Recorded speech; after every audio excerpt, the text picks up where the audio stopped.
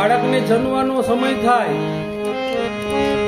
ભગવાનને પ્રાર્થના કરે, માના ઉદરમાં ભગવાનને પ્રાર્થના કરે કે હે ભગવાન, હવે તું અહીંથી મને છોડાવ. ભગવાનને ખૂબ પ્રાર્થના કરે. ભગવાનને કહે કે અહીંથી મને તું છોડાવ, મારે બહાર નીકળવું છે. ભગવાન જોવે છે. ભગવાનને એમ થાય છે કે આને હું બહાર આવવા દઉં. જોજો, બહાર આવવાનો સમય થાય છે, બહાર આવે છે અને બહાર આવ્યા પછી તરત જ બાળક રડવા માંડે. રડતા રડતા અવાજ કાઢે, ઉવા ઉવા ઉવા ઉવા.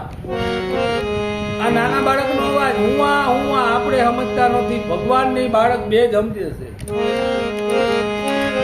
ઉવા ઉવા ભગવાન ને એમ કહે છે કે હું આ તું ન્યા.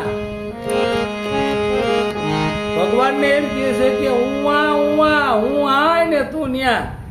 આ તો મારે બહાર નીકળતું એટલે હું તને પ્રાર્થના કરતો હતો, તને વિનંતી કરતો હતો મારા વાલા કે તું મને અહીં છોડાવ. ભગવાન સિવાય કોઈ છોડાવી ન શકે. અને ત્યારથી અત્યાર સુધી આપણે હું ભગવાનને કહેતા જ રહેવી છે કે હું આય ને તું ન્યા, હું આય ને તું ન્યા.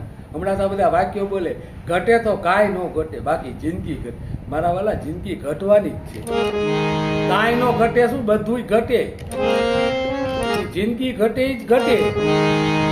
અને પાછા મોજથી બોલો, ઘટે તો કાંઈ બીજું ન ઘટે મારા વાલા, ઘટે તો જિંદગી ઘટે. આ કેવું હેલું છે, જિંદગી ઘટે.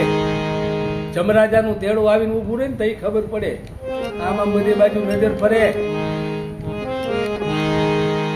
જમરાજા ઉતાવળ કરે કે હાલ હાલ હાલ તને લઈ જાવો છે. ના પાડે, મને ઘડીક રહેવા દે. આખું શરીર ધ્રુજતું હોય ત્યારે આખું બહાર નીકળી જાય, ડોળા બહાર નીકળી જાય, પેશાબ છૂટી જાય. કયા પ્રકારનો જીવ એની ઉપર આધારે જીવ જવાનો.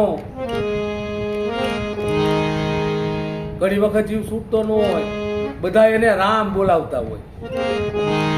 એટલે આ ભાઈ જીવો ત્યાં સુધી રામનું નામ નું લીધું. હવે આ જાતી વખતે કેમ લે? ગામવાળા ભેગા થઈને કે ફલાણા છોકરા નામ શું બોલ લે. હવે એમાં એનાથી ભૂલથી રામ એમ કહેવાય. જોજો રામનો મહિમા કેટલો.